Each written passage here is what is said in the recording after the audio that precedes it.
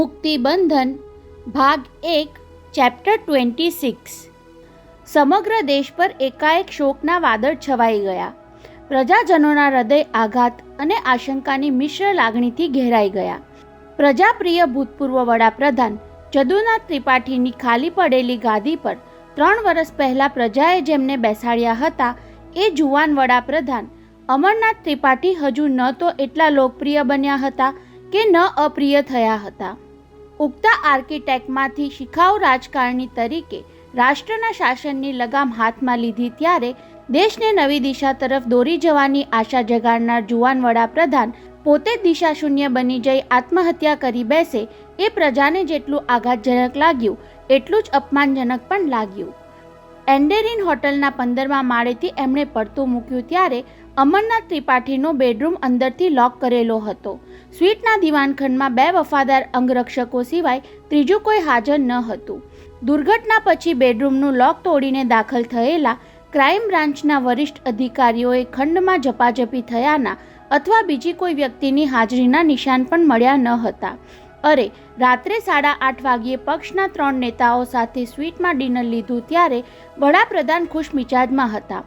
એમને છેલ્લે જોનાર વ્યક્તિ હતા સંસદ સભ્ય મુરારીલાલ પોદ્દારના સેક્રેટરી કમલ નયન દીક્ષિત, જે 2 વાગ્યે એક અગત્યનો સંદેશો આપવા માટે વડાપ્રધાનના સ્વીટમાં ગયા ત્યારે બંને અંગરક્ષકોએ તેમને પ્રવેશ આપ્યો હતો। કમલ નયને લખાવેલા બયાન પ્રમાણે પોદ્દારજીએ મોકલેલું પરબીડિયું આપવા હું પીએમના સ્વીટમાં દાખલ થયો ત્યારે બોડીગાર્ડ સક્સેના અને ડોગરા હાજર હતા। એમની હાજરીમાં પીએમના હાથમાં પરબીડિયું સુપરત કર્યું ત્યારે એ સ્વસ્થ હતા। કવર લઈને એમણે એટલું જ કહ્યું હતું, પોદ્દારજીને થેન્ક્સ કહેજો। જતાં જતાં મેં ગુડ નાઇટ સર કર્યું ત્યારે એ હસીને બોલ્યા હતા, હવે તો ગુડ મોર્નિંગ કહેવાનો સમય થવા આવ્યો। બસ ત્યાંથી પાછા ફરીને મેં પોદ્દારજીને પીએમના થેન્ક્સ પાછા પહોંચાડ્યા હતા। એ બંધ પરબીડિયામાં આપે પીએમને શું મોકલ્યું હતું એ દેશની અત્યંત ગુપ્ત રાજકીય બાબત છે। તમારું પરબીડિયું મળ્યું ત્યાં સુધી પ્રાઇમ મિનિસ્ટર ખુશમિજાજમાં હતા। ત્યાર પછી આ દુર્ઘટના બની એટલે તમારા એ ગુપ્ત સંદેશાની વિગત જાણવી અત્યંત જરૂરી છે। રાત્રિના 2:15 અને પરોઢિયાના 4:15 વચ્ચે અચાનક એમની માનસિક સ્થિતિમાં પલટો કેમ આવ્યો તેની કડી તમારા પરબીડિયાની માહિતી પર આધાર રાખે છે। ક્રાઇમ બ્રાન્ચની આ તપાસમાં પોદ્દારજી સાચું બોલી શકે તેમ ન હતા અને ખોટું બોલવા જાય તો સદગત વડાપ્રધાનના કબજામાંથી પેલો નિવેદનપત્ર મળી આવતા જુઠ્ઠું પકડાઈ જાય અને પીએમની આત્મહત્યા માટે પોતે મોકલેલું પરબીડિયું આડકતરી રીતે જવાબદાર ઠરી જાય તો તેનું પરિણામ પોતાની રાજકીય આત્મહત્યામાં જ આવે તેમ હતું। પરંતુ રીઢા કારણી પોદ્દાર ગમે તેવી ઉલટ તપાસ પણ પચાવી શકે એવા હતા। જવાબ આપવા માટે તેમને સચોટ તર્ક સૂજી ગયો। એ પરબીડિયામાં શું હતું એ તો તમે સહેલાઈથી જાણી શકો તેમ છો।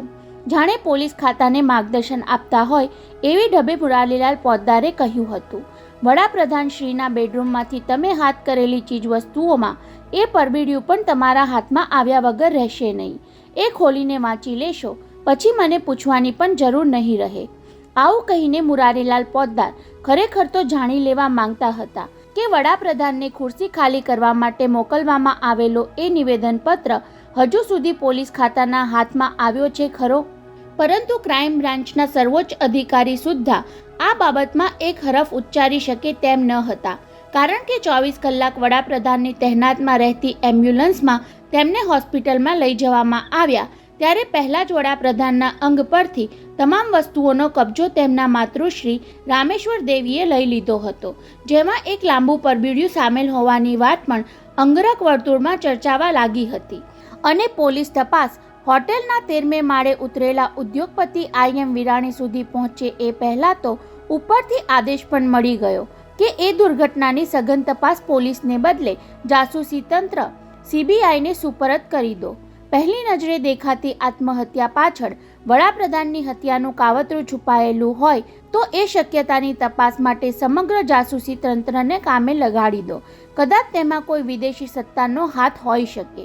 મેં તમને કહ્યું હતું ને વિરાણી શેઠ, હોટેલ એન્ડેરિનથી જનપથ રોડ તરફ જઈ રહેલી કારમાં બાજુમાં બેઠેલા ઈશ્વરભાઈ વિરાણીને મૂળમાં લાવવા માટે તેમના સાથળ પર હળવો ધબ્બો મારતા મુરારીલાલે કહ્યું, વડાપ્રધાનની આત્મહત્યાને અમે માત્ર 4 કલાકમાં જ હત્યાના કાવતરામાં પલટાવી નાખીને, છતાં ઈશ્વરભાઈના ચિંતિત ચહેરા પર હળવાશ ઉપસ્થિત દેખાઈ નહીં એટલે બંનેની વચ્ચે પડેલા અખબારની થોકડી તેમના ખોળામાં મૂકતા મુરારીલાલે ઉમેર્યું, દિલ્હીમાં દૈનિકોએ પ્રકટ કરેલી આ વધારાની આવૃત્તિઓના મથાળા પણ એ જ વાત કરે છે અને પક્ષનું ચિહ્ન હાથ રાખ્યું છે. અને જ્યારે પણ દોષનો ટોપલો બીજા પર ઠાલવવાની કટોકટી ઊભી થાય ત્યારે અમે વિદેશી હાથને આગળ ધરી દઈ લોકોનું ધ્યાન બીજે ફંટાવી દઈએ છીએ. પોદ્દારજી, આ વખતે તમારો એ કિમિયો કારગત ન પણ નીવડે. ઈશ્વરભાઈએ મનમાં ઘૂંટાતી આશંકા વ્યક્ત કરી. તમે બીજા બધાનું ધ્યાન ખોટી દિશામાં દોરી શકશો, પરંતુ વિદેશી હાથવાળી વાત વડાપ્રધાનના માતૃશ્રીના મનમાં કેમ ઠસાવી શકશો? ત્યાં જ તમે થાપ ખાઓ છો. આઈ વિરાણી, મુરારીલાલ પોદ્દારે આત્મવિશ્વાસના રણકા સાથે દલીલ કરી. એક વાત બરાબર સમજી લો, અમરનાથજીએ આત્મહત્યા કરી છે એવું પુરવાર થાય તો દેશને લાંછન લાગે અને એમના પરિવારની પણ બેઇજ્જતી થાય. વડાપ્રધાનના માતા એવું ઈચ્છે ખરા? એટલે તો આપણા વીકે સિંહાએ એમના મનમાં ઠસાવી દીધું કે માતાજી, આત્મહત્યાને હત્યાના કાવતરામાં ફેરવી નાખીએ તેમાં આપણા સૌનું હિત સમાયેલું છે. અને રામેશ્વરી દેવી તરત જ માની ગયા. એટલે સિંહા સાહેબે વિદેશી હાથનું ચક્કર ચાલુ કરી દીધું. પરંતુ આત્મહત્યાને હત્યાના કાવતરામાં ઠસાવા જતાં ખુદ તમારા સિંહા જ તેમાં સંડોવાઈ જશે. એ કેમ ભૂલી જાઓ છો પોદ્દાર? એ કઈ રીતે? વડાપ્રધાને હોટેલના 15મા માળેથી પડતું નહોતું મૂક્યું એવું માની લઈએ તો એમ માનવું પડે કે તેમને ઉપરથી ફગાવી દેવામાં આવ્યા છે. બરાબર, તો એ કામ તેમના અંગરક્ષકો સિવાય બીજું કોણ કરી શકે? વડાપ્રધાનના લોક કરેલા સ્વીટમાં ત્રીજા કોઈની તો હાજરી હતી જ નહીં. તો પછી વિદેશી હાથ ક્યાંથી આવે? કેમ ન આવે? પોદ્દાર પાસે જવાબ હાજર જ હતો. એ બંને અંગરક્ષકોને કોઈ વિદેશી સત્તાએ હાથ બનાવી તેમની પાસે આ હિચકારું કૃત્ય કરાવ્યું હોય એ શક્યતા સૌ કોઈ સ્વીકારી લે એવી સદ્ધર છે. કદાચ વડાપ્રધાનના માતા એવું પણ વિચારતા હોય કે આ હત્યામાં વિદેશી હાથને બદલે વડાપ્રધાનના વિરોધી વી.કે. સિન્હાનો દેશી હાથ હોય અને અંગરક્ષકોને તેમણે જ ફોડી નાખ્યા હોય. એવું કેમ ન બને? ઈશ્વરભાઈએ માનેલું કે પોતાનો આ તર્ક સાંભળીને મુરારીલાલ ખડભડી ઉઠશે, પણ તેને બદલે એ તો મરક હસતા દેખાયા. તમે હજુ વીકેને પૂરા ઓળખ્યા નથી કહીને તેમણે ગલોફામાં ભરાવી રાખેલું પાન બહાર કાઢી રાતાહોટ રૂમાલથી પૂછી નાખ્યા. સદગત વડાપ્રધાનનું નિવાસસ્થાન નજીક આવી રહ્યું હતું અને આવા આઘાતજનક શોક પ્રસંગે લાલ મોઢું લઈને ત્યાં કેમ જવાય? અડધા ચવાયેલા પાનનો કચરો દરવાજાના સાઈડ પોકેટમાં ખોસી દઈ મુરારીલાલે પોતાની દલીલને વાચા આપી. તમને એક વાતની જાણ નહીં હોય વિરાણી શેઠ, અમરનાથ ત્રિપાઠીની આ દુર્ઘટના પછી તેમના માતા રામેશ્વરી દેવી અને પત્ની વચ્ચે સત્તાસ્થાન પ્રાપ્ત કરવાની ખેંચતાણ શરૂ થઈ ચૂકી છે. વડાપ્રધાનના મૃત્યુને પૂરા 5 કલાક થયા નથી અને અગ્નિ સંસ્કારને હજુ 8 કલાકની વાર છે. ત્યાર પહેલાં જ માતા અને વિધવા પત્ની વચ્ચે સત્તાની ખેંચતાણ. ઈશ્વરલાલ, એમાં નવું શું છે? રાજકારણમાં સમયસર શોખથી મારે એ જ ફાવે. એ બંને મહિલા માટે વડાપ્રધાનના શોકની હમદર્દી જીતી લેવાનો મોકો અત્યારે જ છે. પોદ્દાર ખંદુ હસીને કહી રહ્યા હતા. આવતીકાલે અમારા પક્ષના સંસદ સભ્યો નવા વડાપ્રધાન માટે નેતાની વરણી કરે એ પહેલાં એ બંને બાઈઓ પૂરેપૂરું જોર અજમાવી ન શકે તો પરમ દિવસે એમનો ભાવ કોણ પૂછવાનું? તો નવા વડાપ્રધાન બનવાના ચાન્સમાં તમારા વીકેનો નંબર 3જો થઈ જાય. મુરારીલાલ, તમે ગમે તેટલા મોટા ઉદ્યોગપતિ હો પણ અમારી રાજરમત સમજવામાં તો કાચા જ ગણાવ વિરાણી શેઠ. નંબર 1 જનપથ નજીક આવતો હતો એટલે મુરારીલાલે ઉતાવળે કહેવા માંડ્યું, સદગતની માતા અને પત્ની બંનેને સિંહાજી રમાડી રહ્યા છે. ઓલ ઇન્ડિયા મેડિકલ ઇન્સ્ટિટ્યૂટમાં અમરનાથ ત્રિપાઠીના મૃતદેહનું પોસ્ટમોર્ટમ ચાલી રહ્યું હતું ત્યારે જ વીકેએ પોતાની બાજી ઉતારવાનું ચાલુ કરી દીધું હતું. પહેલાં એ માતા રામેશ્વર દેવીને મળ્યા. એમને સમજાવ્યું કે સદગત સાથે છેલ્લે મારે ઉગ્ર મતભેદ થયા હતા, પણ એ ભૂલી જઈને રાષ્ટ્ર તથા પક્ષને ખાતર આપણે એક થઈ જવું જોઈએ. અને રામેશ્વર દેવી માની ગયા. રાજકારણની દોસ્તી અને દુશ્મની એ તો સિક્કાની 2 બાજુ જેવી છે. લાગ જોઈને સિક્કો ઉલટાવી નાખી દુશ્મનને દોસ્ત બનાવી શકાય છે, કહેતા મુરારીલાલે આંખો મિચકારી લઈને આગળ ચલાવ્યું. વીકેએ રામેશ્વર દેવી સમક્ષ પ્રસ્તાવ મૂક્યો કે આપ રાજકારણ માટે નવા છો, એટલે વડાપ્રધાનનું સ્થાન આપને માટે વધુ પડતું બોજારૂપ બની જશે. પરંતુ આપ નાયબ વડાપ્રધાન પદ સ્વીકારી લો તો 2 વર્ષ પછી હું આપના માટે પીએમનું પદ સ્વેચ્છાએ ત્યજી દઈશ. સત્તા પર બેઠા પછી કોઈ નેતા સ્વેચ્છાએ પદ ત્યાગ કરતું નથી મુરારીલાલ, એ તો તમે અને હું સમજીએ છીએ. તેમ વીકે અને રામેશ્વર દેવી પણ બરાબર સમજે છે. છતાં બંનેને એકબીજાની ગરજ છે, એટલે અત્યારે હાથ મિલાવશે અને પછી પોતાનું સ્થાન મજબૂત થઈ જતાં એકબીજાના હાથ મરડી નાખવા તૈયાર થઈ જશે, કહીને ફરી ઈશ્વરભાઈના સાથળ પર હળવો ધબ્બો મારીને ઉમેર્યું, આ ખાનગી હિલચાલ માત્ર તમને એકલાને જ કહું છું ઈશ્વરલાલ. સત્તાની રેસમાં આપણો ઘોડો વીકે સિંહા જ વિનમાં પહોંચવાનો અને આપણે છેવટ સુધી એમને પડખે જ રહેવાનું છે. ત્યારે આઈએમ વિરાણીએ પહેલીવાર આછું હસી લીધું. પોતે બધું જ જાણતા હોવા છતાં મુરારીલાલ સમક્ષ અજાણ્યા રહીને મનોમન નવી બાજી રમવાની તૈયારી કરી રહ્યા હતા. મૃત વડાપ્રધાનની માતા અને વિધવા વચ્ચે શું ચાલી રહ્યું છે એની માહિતી તો પોતાના દિલ્હીના સૂત્રો દ્વારા પોતે ક્યારના મેળવી ચૂક્યા હતા અને સત્તાની રેસમાં કયા ઘોડા ઉપર દાવ લગાવવો એ નક્કી કરી લઈને તાબડતોબ સ્વિસ બેંકમાં 125 કરોડની રકમનું ખાતું ખોલાવી નાખવાની હિલચાલ પણ શરૂ કરી દીધી હતી. 24 કલાક કામ કરતી એ સ્વિસ બેંકના નવા ગુપ્ત ખાતાનો નંબર સુદ્ધા તેમને કલાકમાં મળી જવાનો હતો, પરંતુ સતત સાથે રહેતા મુરારીલાલ સુધી તેની જરા સરખી ગંધ પહોંચવા દીધી ન હતી. શું વિચારમાં પડી ગયા આઈએમ? મુરારીલાલને તેમની ચૂપકીદીમાં મુસદ્દીગીરી વર્તાઈ હોય તેમ પૂછી લીધું. હજુય તમારા મનમાં કોઈ શંકા રહી ગઈ છે? હું વિચારતો હતો કે તમારા વીકે સિંહાએ વડાપ્રધાનના પત્નીને કઈ રીતે મનાવી લીધા હશે. એ જ રીત છે એની, મુરારીલાલ પોરસાઈને કહેવા લાગ્યા. સાસુ વહુ વચ્ચે પહેલેથી જ અણબનાવ જેવું રહ્યું હતું. હોસ્પિટલના એક ખંડમાં માતા જુવાન પુત્રના મૃત પર વિલાપ કરતા હતા, તેમ બીજા ખંડમાં પત્ની સોના દેવી પોતાના વૈધવ્ય પર આક્રંદ કરતા હતા. તેમની પાસે પહોંચી જઈ સિંહાજીએ કહ્યું કે દેવીજી, મારી ઈચ્છા તો આપને જ સત્તા સ્થાને બેસાડવાની છે, પરંતુ માતાજી આપને એ માટે લાયક ગણતા નથી. હવે મારે શું કરવું? તેના જવાબમાં સોનાદેવીએ શું કહ્યું? બીજું શું કહે? એકાએક તેમનું આક્રંદ અટકી ગયું. ભીની આંખોમાં ઈર્ષ્યાના અંગારા તગતગવા લાગ્યા. આજુબાજુમાં દિલાસો આપવા બેઠેલાને ખંડની બહાર મોકલી દઈ એકાંતમાં સિંહાજીને વિશ્વાસમાં લઈ લેતા સોનાદેવીએ કહ્યું કે અમરનાથજીએ મારી સાથે પ્રેમ લગ્ન કર્યા, એ બદલ સાસુએ મને ક્યારેય માફ કરી નથી. અને મુરારીલાલ અને કહીને જાણી કરીને અટકી ગયા ત્યારે ઈશ્વરભાઈની જિજ્ઞાસા સળવળી ઉઠી. બીજું શું કહ્યું સોનાદેવીએ? એમ પણ કહી દીધું કે વડાપ્રધાન થયા પછી પતિ તરફથી પણ પોતાને ક્યારેય સુખ મળ્યું નથી. પેલી એક્ટ્રેસ વંશી દેવીની લપેટમાં આવ્યા પછી એમણે ક્યારેય મારા તરફ પ્રેમભરી નજર સુદ્ધા નાખી નથી. તો પછી હવે તેમની વિધવા તરીકે સત્તા સુખની ઝંખના મને કેમ ન જાગે? સિંહાજીને એણે એવું કહ્યું. એ 10 મિનિટના એકાંતમાં સિંહાજી અને સોનાદેવી વચ્ચે બીજું શું શું બન્યું એ આપણે જાણતા નથી, પણ બંનેએ ખભે ખભા મિલાવીને કામ કરવાના કોલ પરસ્પરને આપી દીધા છે એટલું હું જાણું છું. આમ કહેતી વખતે મુરારીલાલના મુખ પર જુગુપ્સાના ભાવ જોઈને ઈશ્વરલાલ વિરાણીને થયું કે સત્તા લાલસા પુરુષોને તો ઠીક, સ્ત્રીને પણ આ રીતે ચારિત્રહીન બનાવી શકે ખરી? કે પછી મુરારીલાલ પોતાના મનને મનાવવા અથવા તો મારા મનને બહેલાવા ખાતર તર્કના આવા તુક્કા લગાડી રહ્યા છે? એ ગમે તેમ હોય, ઈશ્વરલાલ વિરાણીએ મનોમન નક્કી કરી જ નાખ્યું હતું કે હવે આ મુરારીલાલ પોદ્દારનો સંગ વહેલી તકે છોડી દેવામાં જ પોતાનું હિત રહેલું છે. વીકે સિંહાને વડાપ્રધાન બનાવવાની કૂટનીતિમાં સાંસદ સભ્યોને ખરીદવા પાછળ પોતે એક જ રાતમાં 45-50 કરોડનું જુગટું રમીને બાજી ગુમાવી દીધી હતી.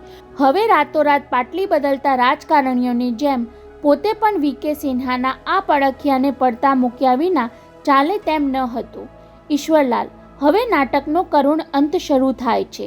વીઆઈપી કારના કાળા કાચની આરપાર બહાર નજર નાખી લઈ મુરારીલાલે બાહોશ અભિનેતાની જેમ એક જ પળમાં ચહેરા પર કરુણતાનો મેકઅપ ચડાવી દીધો. પછી ખાદીના ઝપ્પાના ખિસ્સામાંથી રૂમાલ કાઢી કોરી ધક્કોર આંખો લૂછવાની ચેષ્ટા કરતા ઉમેર્યું, સદગત વડાપ્રધાનશ્રીના ઘેર શોકમાં મારી આંખો થોડીવાર પછી રડી રડીને લાલચોળ થયેલી દેખાય તો અચરજ પામતા નહીં. રાજકીય વ્યવહારમાં આવો દેખાડો કરવાનું અનિવાર્ય ગણાય છે. ઈશ્વરભાઈએ તેનો પ્રતિભાવ આપવાની જરૂર પડી નહીં. વડાપ્રધાનના નિવાસસ્થાન આસપાસનો 1 કિલોમીટરનો વિસ્તાર ટાઇટ સિક્યુરિટી એરિયા જાહેર થયો હતો. તેમાં દાખલ થતાં પહેલાં મુરારીલાલની કારને રોકવામાં આવી. મોટરના ફ્રન્ટ ગ્લાસ પર સંસદ સભ્યનું ઓળખ ચિહ્ન ચિટકાવ્યું હોવા છતાં મુરારીલાલ પોદ્દારે ઓળખાણની ખાતરી કરાવવા કાચની બારીનો કાચ ખોલીને સિક્યુરિટી ઓફિસરને મોઢું દેખાડવું પડ્યું. સર, एमपीज के लिए हमने विशेष सुविधा रखी है. चेकिंग करवाने बदले मार्गदर्शन आपवा माटे कार रोकी હોય એવી ઢબે સિક્યુરિટી ઓફિસરે કહ્યું. અંતિમ દર્શન કે लिए लोग लाखों की तादाद में आ रहे हैं. એટલું કહી તેમની બાજુમાં બેઠેલા વિરાણી તરફ જોઈ ઓફિસરે ઉમેર્યું, સંસદ સભ્યો સિવાય બીજા કોઈને એ ગેટમાંથી પ્રવેશ આપવામાં નથી આવતો. આપના આ સાથીદાર. તેણે એટલું કહ્યું ત્યાં જ ઈશ્વરભાઈએ મુરારીલાલથી છૂટા પડવાની તક ઝડપી લીધી. પોદ્દારજી, એની વાત બરાબર છે. આવા સંજોગોમાં સલામતીના નિયમનું સૌએ પાલન કરવું જોઈએ, કહી પોતાની તરફનો દરવાજો ઉઘાડ્યો. મારી કાર પાછળ જ આવે છે, હું તેમાં આવી પહોંચું છું. અને મુરારીલાલ આનાકાની કરે એ પહેલાં તો ઈશ્વરભાઈ વિરાણી પાછળ આવતી ઇમ્પોર્ટેડ કાર તરફ સરકી ગયા. ડ્રાઈવરે તેમની કારને વીઆઈપી ગેટ તરફ ફંટાવી એટલે ઈશ્વરભાઈએ હૂકમાંથી કારફોન ખેંચી નંબર જોડી હેલ્લો કહ્યું. ત્યાં સામેથી સંભળાયું, સુબ્રમણ્યમ સ્પીકિંગ સર.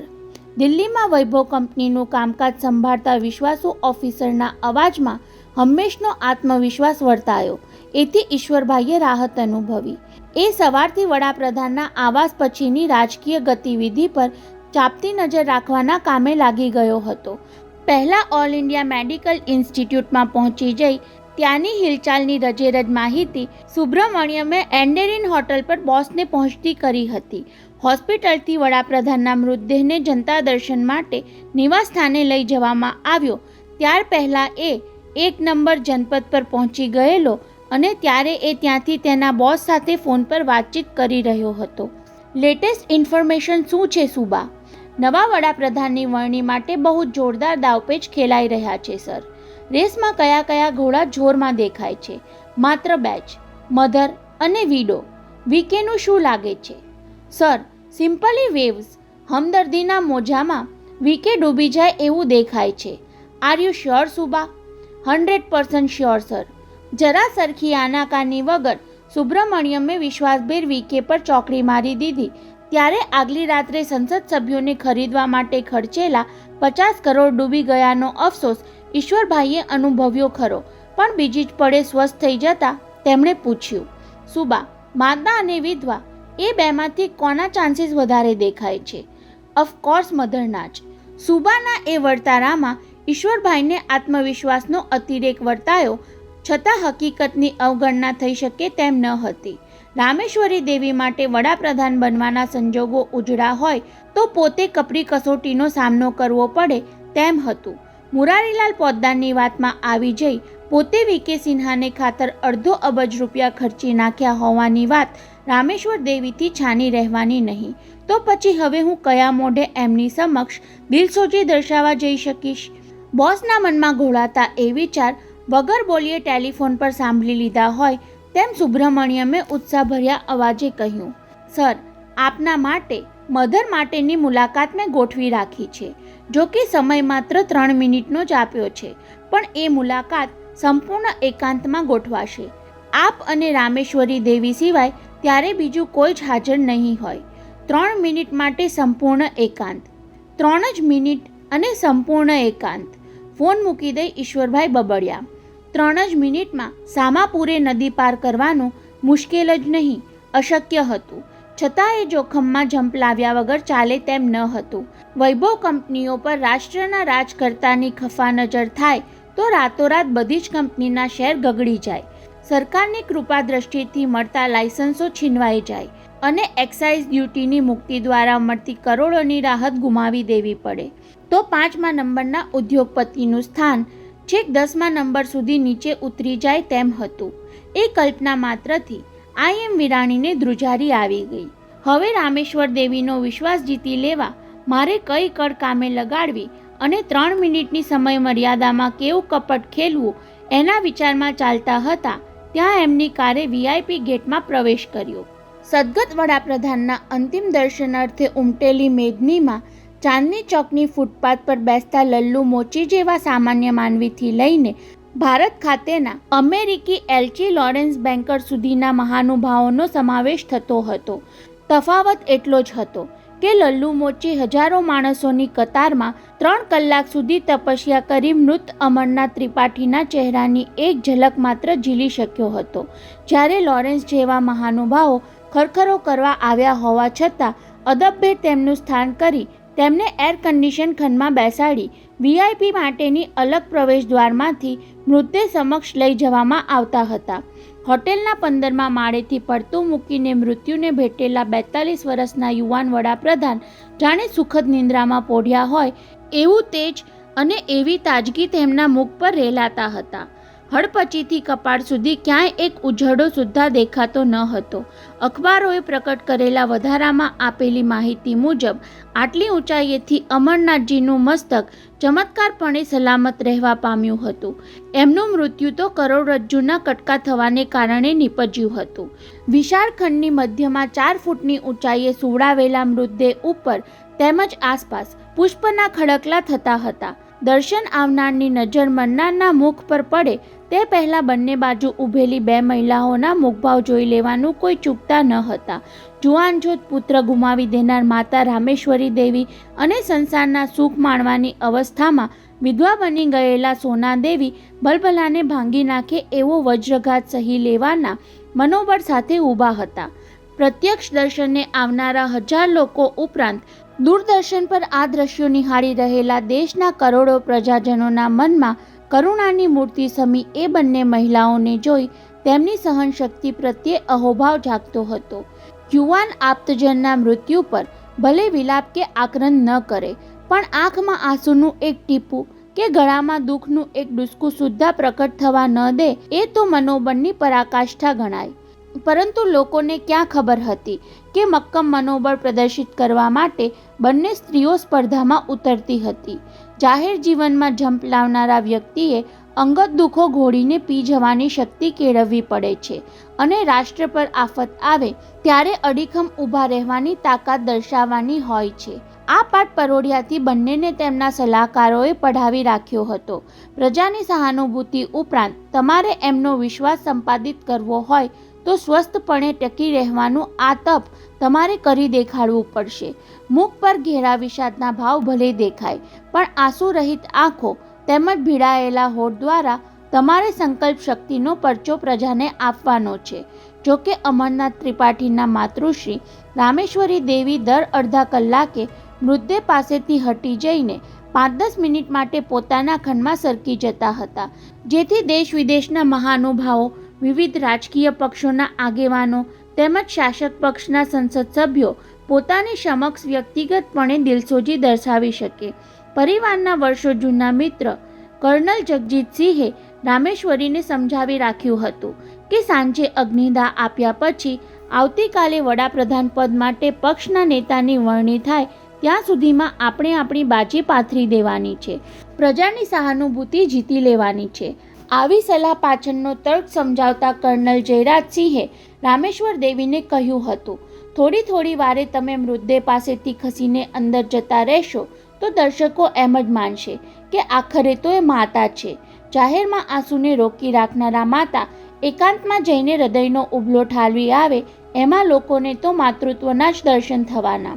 આવી ગણતરી સાથે રામેશ્વર દેવી વચ્ચે તેમના ખંડમાં સરકી જઈ ફ્રેશ જ્યુસનો એકાદ ગ્લાસ પી લઈ ચહેરા પર રેલાઈ ગયેલો મેકઅપ ઠીકઠાક કરી લઈને વ્યક્તિગત દિલસોજી દર્શાવવા આવનારને અંગત રીતે મળી લેતા હતા.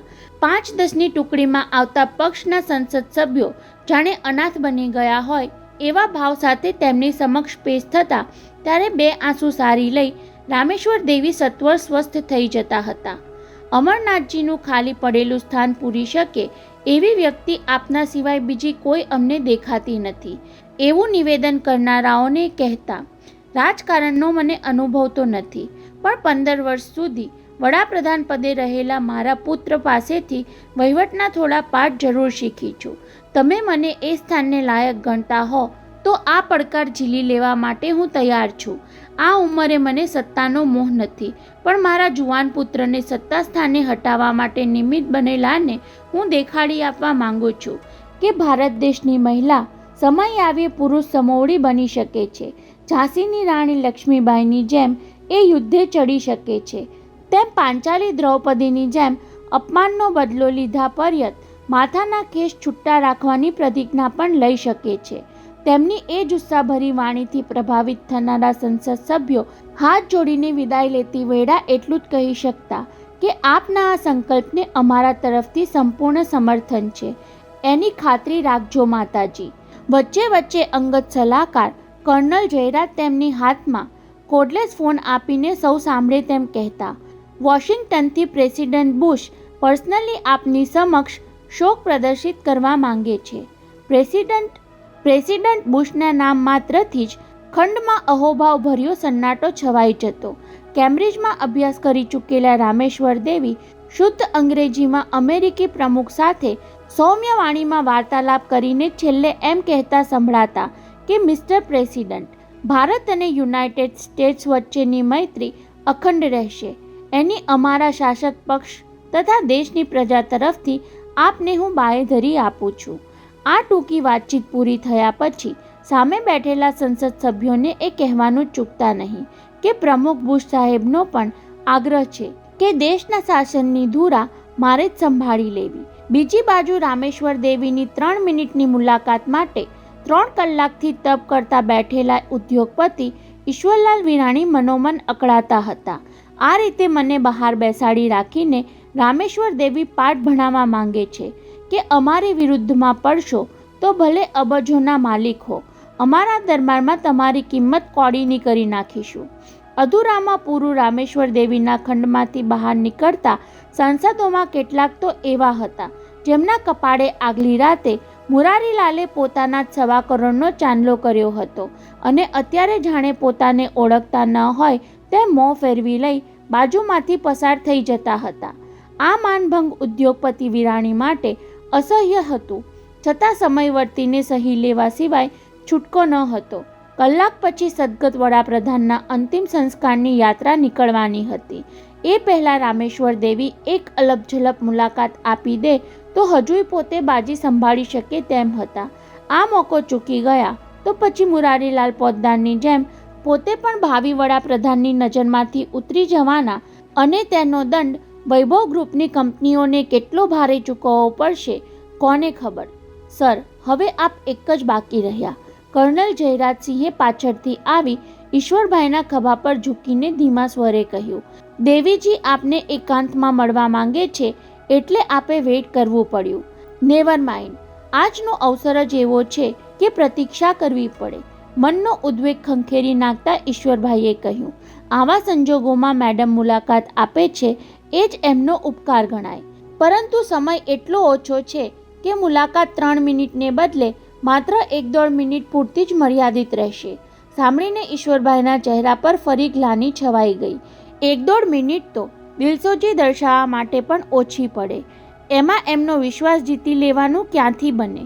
પરંતુ કર્નલને એવું કહેવાની જરૂર નહોતી એટલે એમણે જાતને જ કહ્યું, કુશાગ્ર બુદ્ધિ માટે પંકાયેલા ઉદ્યોગપતિ વિરાણી, અહીં જ તમારી ઠાવકાઈની ખરી કસોટી થવાની. 1.5 મિનિટની આ ડૂબકી કાં તમને તારી દેશે અથવા તો તળિયે બેસાડી દેશે. Come on sir. અંદરથી સંકેત મળતા કર્નલ જયરાજસિંહે ઈશ્વરભાઈનો ખભો દબાવીને કહ્યું, હું આપને અંદર લઈ જઈને સત્વર બહાર નીકળી જઈશ, એથી આપની એટલી સેકન્ડ ઓછી વેડફાય. થેન્ક્સ કહીને ઈશ્વરભાઈએ રામેશ્વર દેવીના ખંડ તરફ પગ ઉપાડ્યા. ત્યારે ઘડીભર તો લાગ્યું કે પગમાંથી જોર ઓસરી રહ્યું છે, પરંતુ મેડમના ખંડનો દરવાજો ઉઘડ્યો અને વિશાળ હોલની વચ્ચે સોફા પર બેઠેલા રામેશ્વરી દેવી પર નજર પડતા તેમનો આત્મવિશ્વાસ પાછો ફરવા લાગ્યો. જે થવાનું હોય તે થાય, પણ એક ઉદ્યોગપતિને છાજે એ રીતે હું તેમનો સામનો કરીશ. પોતે 5 ડગલા અંદર ગયા ત્યાં સુધી તો તેમના આગમનની નોંધ લીધા વિના રામેશ્વર દેવી વિચારમગ્ન બેસી રહ્યા. ત્યારે થયું, કે આવનારનું અપમાન કરવાની આ પણ એક રીત છે. સાવ નજીક પહોંચ્યા પછી ખભે શાલ વીંટાળીને બેઠેલા સદગત વડાપ્રધાનના માતૃશ્રીએ ડોક ઊંચી કરવાની કૃપા કરી ખરી, પરંતુ તેમની દ્રષ્ટિમાં તો કૃપાને બદલે ઈશ્વરભાઈને કરડાકી જ જોવા મળી. એ વિશાળ ખંડમાં તેમણે પોતાની બેઠક માટે એક જ સોફો રાખ્યો હતો. બાકી બંને બાજુ બિછાવેલા ગાલીચા સૂચવતા હતા કે આવનારે તેમના ચરણોમાં જ બેસવાનું છે. નમસ્તે મેડમ, શોકમગ્ન ચહેરે બંને હાથ જોડીને ગદગદ અવાજે ઈશ્વરભાઈએ કહ્યું. ત્યારે નમસ્તેનો જવાબ આપવાને બદલે રામેશ્વર દેવીએ કર્નલ જયરાજને સંકેત કરીને દૂર ખૂણામાં પડેલી ખુરશી પોતાની બેઠક સામે મૂકવા કહ્યું. એથી ઈશ્વરભાઈ વિરાણીએ ધરપત અનુભવી. નીચે બેસાડવાને બદલે સામે ખુરશી પર બેઠક આપવાની તેમની ચેષ્ટામાં માફ કરી દેવાની વૃત્તિ વર્તાય છે. ખૂણામાં પડેલી ખુરશી ઝડપે જાતે ઉંચકીને મેડમથી 3 ફૂટ અંતરે મૂકી કર્નલ પોતાની ફરજ પૂરી થઈ હોય તેમ, દેવીજી, અંતિમ યાત્રાની તૈયારી પર નજર રાખવા હું બહાર જાઉં છું. આપને જરૂર પડે તો બોલાવી લેજો, કહીને બહાર સરકી ગયા. આમ તો વર્ષોથી રામેશ્વર દેવીને એ ભાભી કે ભાભીજી કહીને બોલાવતા, પણ આવતીકાલે જેમના પર ભારતના વડાપ્રધાનનો કળશ ઢોળાવવાનો હતો તેમને જાહેરમાં મેડમ કે દેવીજીના સંબોધનથી બોલવાની ટેવ તેમણે સવારથી જ પાડી દીધી હતી. દેવીજી, અત્યંત આઘાતજનક ઘટના બની ગઈ એ બદલ સમગ્ર દેશ શોકમાં ડૂબી ગયો છે. શરૂઆત કરવાની મૂંઝવણમાં 5-10 સેકન્ડ વેડફાઈ ગયા પછી ઈશ્વરભાઈ માંડ એટલું બોલી શક્યા. છતાં પણ સામેથી શબ્દો કે હાવભાવ દ્વારા કોઈ પડઘો ન પડ્યો ત્યારે હતાશથી એમનું હૈયું ભીસાવા લાગ્યું. મેડમ, આપ મારા પર નારાજ હો એવું લાગે છે, કહી સત્વર ઉમેર્યું. અત્યારની આપની માનસિક સ્થિતિ જોતા આપને પરેશાન કરવાનું યોગ્ય ન ગણાય, છતાં મળ્યા વિના ચાલે તેમ ન હતું એટલે આવ્યો છું. ગઈ રાત્રે કરેલો અપરાધ કબૂલ કરવા આવ્યા છો વિરાણી શેઠ? આવા ઘેરા શોક વચ્ચે પણ રામેશ્વર દેવીએ ધારદાર વાણીથી ઈશ્વરભાઈને જખમી કરી નાખ્યા. દિલસોજી દર્શાવવાનો વ્યવહાર પૂરો થયો હોય તો આપ જઈ શકો છો. સાંભળીને ઈશ્વરભાઈને થયું કે તળિયે બેસી જવાની ઘડી આવી પહોંચી છે. દેવીજી, આપની સમક્ષ માત્ર દિલસોજી દર્શાવવા જ નથી આવ્યો. બોલતા બોલતા ઈશ્વરભાઈ જેવા કાબેલ માણસની જીભ પણ થોથવાઈ રહી હતી. આપને એક અમાનત સુપરત કરવા આવ્યો છું. અમાનત? રામેશ્વર દેવીની આંખોમાં આશ્ચર્ય સાથે જિજ્ઞાસા પ્રગટતી દેખાઈ એટલે ઈશ્વરભાઈએ પડખામાં દબાવી રાખેલું રેક્ઝિનનું ચોરસ બંધ કવર તેમની સામે ધરી દીધું. દેવીજી, આપ રાખી લો. શું છે આમાં? ઘડીભર એ ચોરસ કવર પર ત્રાટક નજરે જોતા રહીને રામેશ્વર દેવીએ ધારદાર અવાજે પૂછ્યું. ત્યારે વિરાણી શેઠનો હાથ ધ્રુજી ઉઠ્યો. હવે પોતે જે કાંઈ કહેવાના છે તેના પર બાજીની હાર જીતનો બધો આધાર છે. આપને કદાચ લાગશે કે આવા શોક વચ્ચે આ અમાનત સોંપવાની શું ઉતાવળ હતી. એક એક શબ્દ ગોઠવીને કહેતા હતા, પરંતુ મરનારના અગ્નિ સંસ્કાર થાય એ પહેલાં મારે આની સોંપણી કરી દેવી જોઈએ એમ મારો આત્મા મને કહ્યા કરતો હતો. વિરાણી શેઠ, તમારી પ્રસ્તાવના પૂરી થઈ હોય તો હવે એ કહી દો કે વારંવાર અમાનત અમાનત કહ્યા કરો છો તે શું છે? જાણે એની પૂરછાની પ્રતિજ્ઞા કરતા હોય તેમ ઈશ્વરભાઈએ 5-10 પર રામેશ્વરી દેવીની સામે નજર મિલાવીને આખરે કહી દીધું. સ્વિસ બેંકમાં જમા કરેલા 125 કરોડ રૂપિયાના પેપર્સ આમાં છે. સાંભળીને રામેશ્વર દેવી ડઘાઈ ગયા. એ ચતુર નારી એટલું તો સમજતા જ હતા કે 125 કરોડ રૂપિયા જેવી માતબર રકમ તેમના પુત્રની અમાનત નહોતી, પણ વિરાણી શેઠે કરેલા અપરાધનો દંડ ચૂકવી દેવાની એ ચેષ્ટા હતી. છતાં એવો ફોડ પાડ્યા વગર એ પેપર્સ હાથમાં લેવા કે નહીં તેની દ્વિધામાં રહ્યા ત્યારે ઈશ્વરભાઈએ તક ઝડપી લીધી. સવારથી હું એ જ મૂંઝવણમાં હતો કે આ અમાનત મારે કોને સોંપવી કહીને એ સહેજ અટક્યા. પછી મેડમને જીતી લેવાનો બીજો પાસો ફેંક્યો, મરનારના પત્નીને કે માતાને. પછી એ એકાક્ષરી પ્રશ્ન પૂછતી વખતે રામેશ્વરીના અવાજમાં આવી ગયેલી આછેરી ધ્રુજારી ઈશ્વરભાઈના ધ્યાન બહાર રહી ન હતી.